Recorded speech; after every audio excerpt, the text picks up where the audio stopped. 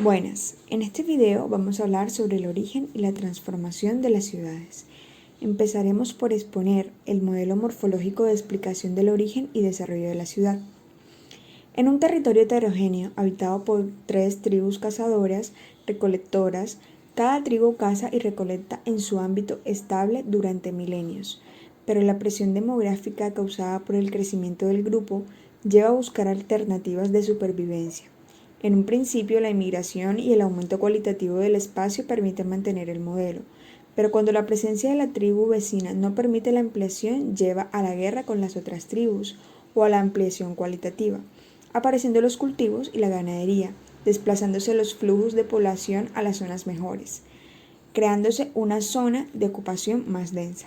En ese momento se produce un cambio en el modelo de relaciones sociales, pasándose de un modelo de relaciones circulares, donde los individuos de cada tribu se relacionan exclusivamente con individuos de su tribu, a un modelo de relaciones transversales con relaciones de vecindad con las otras tribus por necesidad de completar las economías de los distintos grupos.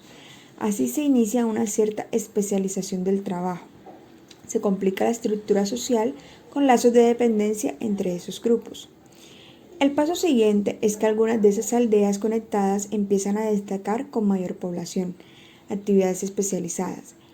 Estas empiezan a ser ciudades en estado embrionario, que se diferencian de la aldea por la aparición de actividades especializadas respecto a la producción primaria.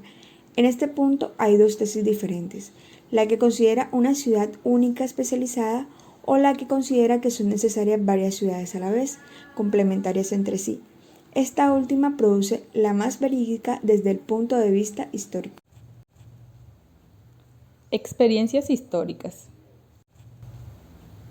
Experiencias históricas.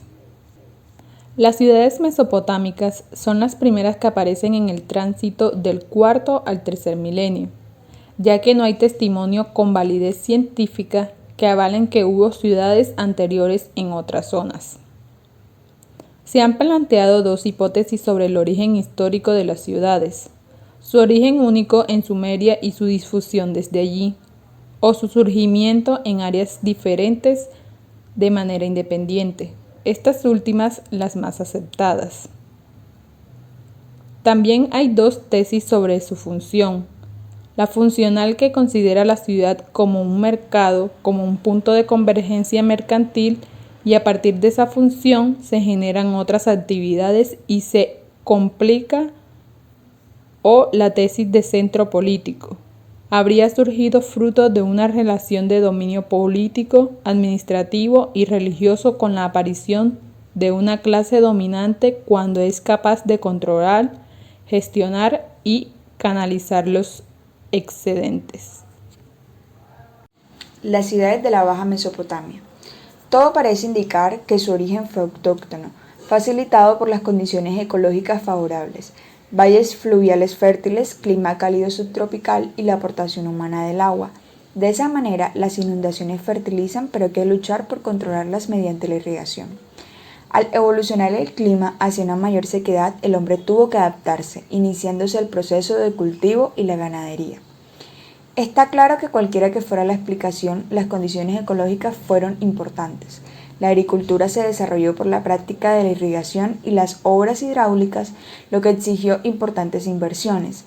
Los primeros excedentes se emplearon en estas obras de infraestructura, gran tarea pública que debió necesitar para llevarse a cabo una autoridad.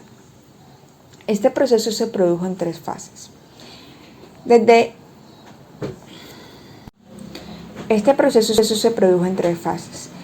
Desde el 9º al 5º milenio se desarrolla la agricultura en diferentes ámbitos, Jericó y poblados en todo el Oriente Próximo.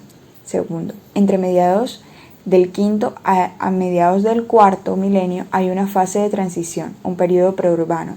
Tercero, del 3100 al 2900 a.C. arranca el proceso urbanizador, formándose entre 12 y 15 ciudades en la Baja Mesopotamia. En la tradición literaria sumeria de los textos cuneiformes se explican estas ciudades como creadas por los dioses, adquiriendo el estatus de ciudades santuario. La ciudad, una realidad histórica. Cada tipo de sociedad implica una ciudad característica, que está imbrincada inextricablemente con su estructura social característica. En cada sociedad destaca un elemento de la estructura social, el económico, el político o el ideológico, dando lugar a un tipo de ciudad característico y a unos elementos urbanos dominantes.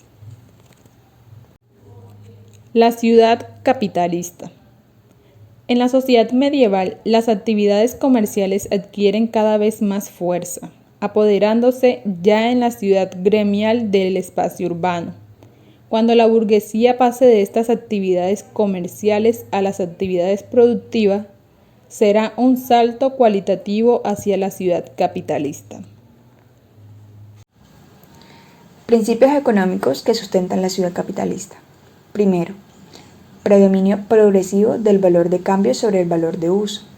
Todos los elementos de la estructura urbana están realizados para satisfacer necesidades, pero antes de convertirse en valores de uso han de ser valores de cambio. Tienen que pasar por el mercado. 2. Como especificación de este principio, el suelo en la ciudad capitalista se convierte en una mercancía que se transforma, se modifica, se le dota de las infraestructuras necesarias mediante la aportación de capital y trabajo, apareciendo una dimensión nueva, la especulación, la cual es la alteración de los mecanismos habituales de mercado para presionar al alza de los precios del suelo. 3. Aparecen los agentes que intervienen en la construcción de la ciudad: propietarios del suelo, promotores, constructores, agentes inmobiliarios, usuarios, etc. Cuarto, la apropiación de la tierra funciona bajo el principio de la propiedad privada y la apropiación privada del beneficio. La urbanización y la evolución de las ciudades a través de 10.000 años. Hoy, más de la mitad de la población mundial vive en áreas urbanas. A mitad del siglo alcanzará el 70%, pero hace solo 100 años, solo 2 de cada 10 personas vivían en ciudades, y antes de eso, incluso menos. ¿Cómo hemos alcanzado semejante nivel de urbanización y qué significa para el futuro? Al principio de la historia de la humanidad, los humanos eran cazadores-recolectores, cambiando a menudo de lugar en busca de comida. Pero hace 10.000 años nuestros ancestros empezaron a aprender los secretos del cultivo selectivo y técnicas agrícolas rudimentarias. Por primera vez, las personas podían cultivar en lugar de buscar comida, y esto dio pie al desarrollo de poblados semipermanentes por primera vez en la historia. Esto permitió el desarrollo de otros oficios especializados y por tanto de las ciudades. Con las ciudades produciendo excedente de comida y herramientas, utensilios y otros bienes, ahora existía la posibilidad del comercio y la interacción a mayores distancias. Al florecer el comercio lo hicieron también las tecnologías que lo facilitaban, como carros, barcos, carreteras y puertos. Actualmente la población mundial supera los 7.000 millones de personas y se espera que alcance los 10.000 millones. La mayoría de este crecimiento se dará en las zonas urbanas de los países más pobres. Así que, ¿cómo han de cambiar las ciudades para adaptarse a este crecimiento? Primero, el mundo deberá encontrar el modo de proveer comida suficiente, sanidad y educación para todos. Segundo, el crecimiento ha de darse de modo que no dañe la tierra, que nos aporta los bienes y servicios que mantienen a la humanidad. La producción podría trasladarse a granjas verticales y rascacielos, jardines en las azoteas o estacionamientos vacíos en los centros de las ciudades, a la vez que la energía procederá cada vez más de diversas fuentes de energía renovable. En lugar de hogares unifamiliares, se construirán más residencias verticales. Podríamos llegar a ver edificios con todo lo que la gente necesite para su vida diaria, y también ciudades más pequeñas y autosuficientes, centradas en la producción local y sostenible. El futuro de las ciudades es diverso, maleable y creativo, no desarrollado ya en torno a una sola industria, sino reflejando un mundo cada vez más conectado y global.